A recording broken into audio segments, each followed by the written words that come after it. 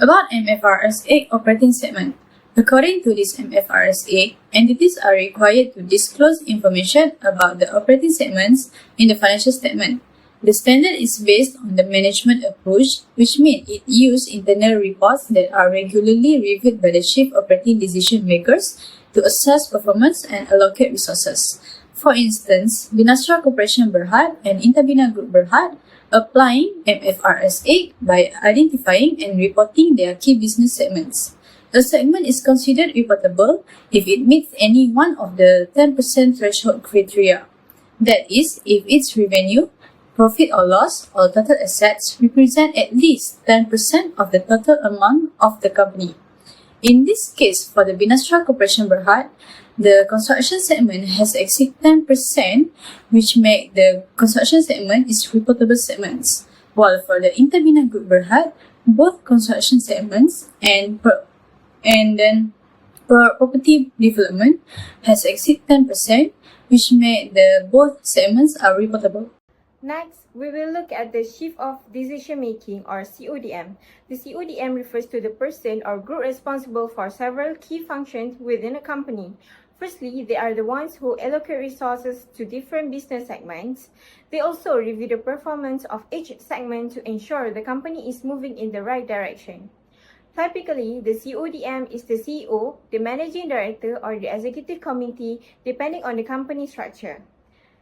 Now, for Binastra Corporation Berhad, the individuals shown here are Tan Sri Datuk Syamsuri bin Arshad, who served as the Independent Non-Executive Chairman, and Datuk Tan Kak Seng, who holds the position of Managing Director.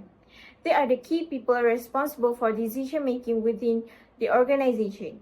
Next, for Inta Bina Group Berhad, Dr. Lim Pang Kiam served as the Independent Non-Executive Chairman. Meanwhile, Lim Ui Ju is the Managing Director.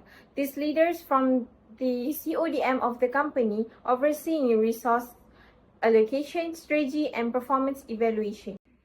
Alright, there are two types of segmental reporting, which is business segment and geographical segment.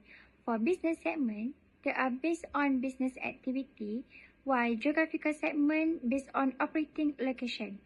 Alright, let's look for our company. For both Inta Bina Group Berhad and Binastra Corporation Berhad use business segment reporting.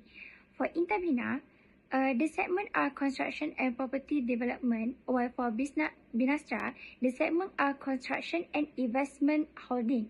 This means both companies report their performance based on different type of business activity. Alright, they do not use geographical segment because all their operations are mainly carried out in Malaysia. So overall, both companies focus only on business segment reporting to show how each business contribute to their total revenue and profit. Alright. Next is the two key benefits of segmental reporting for financial statement users. First, it can improve decision making. Investors, management, and other users can make more informed decisions by analyzing which segment drive growth or losses.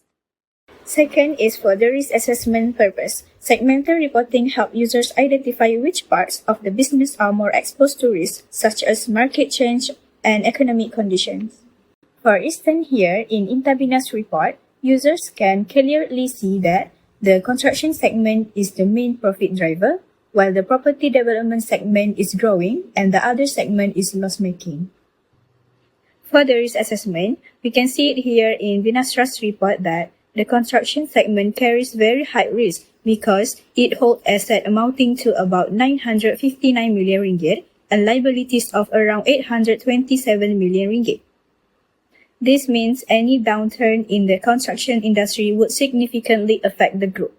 Meanwhile, the investment holding segment carries much lower risk because its assets and liabilities are far more smaller.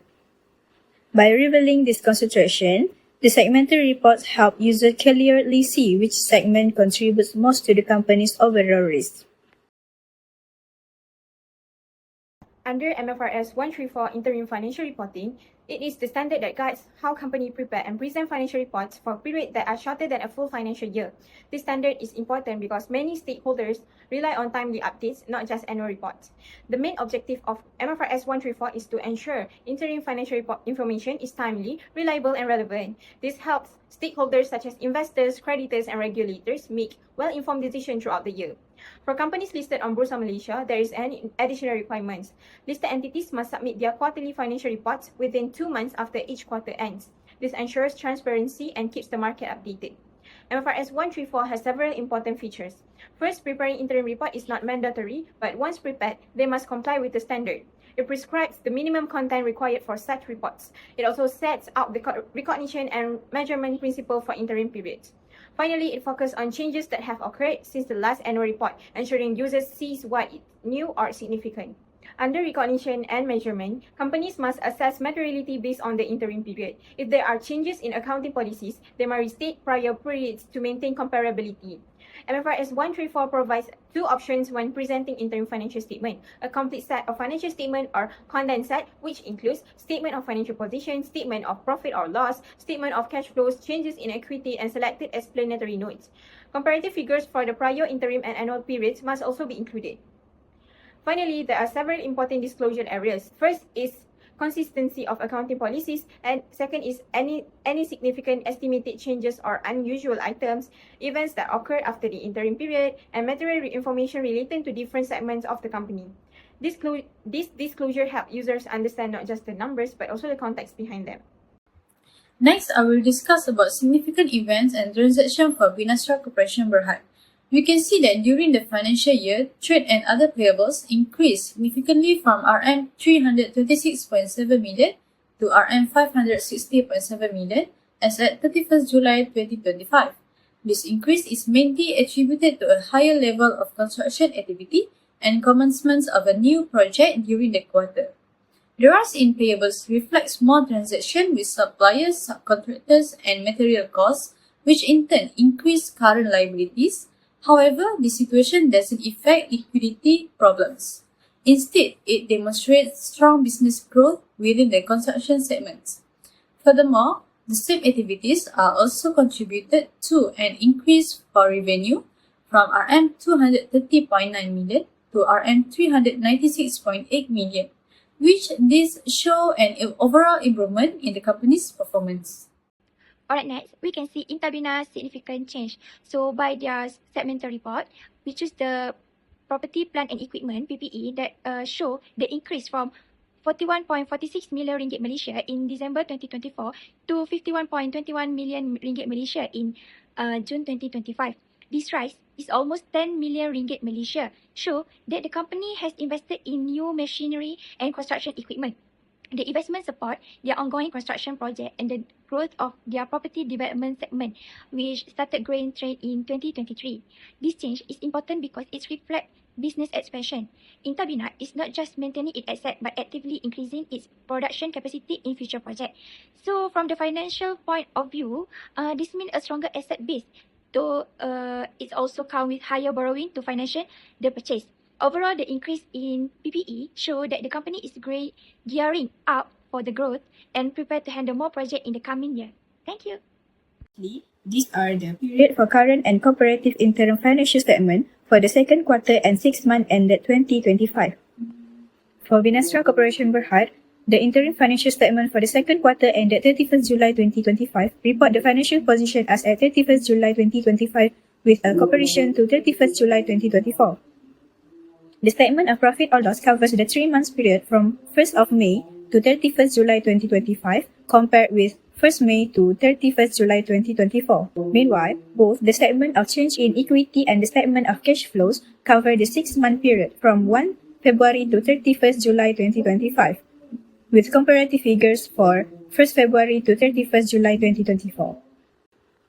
Next is for the Inta Bina Berhad. The interim financial statement for the period ended 30th June 2025 present the financial position as at 30th June 2025, with a comparison to 30th June 2024. The statement of profit or loss covers the 3 months period from 1st April to 30th June 2025 compared with 1st April to 30th June 2024. Meanwhile, both the statement of change in equity and the statement of cash flows cover the 6-month period from 1st January to 30th June 2025, with comparative figures from 1st January to 30th June 2024.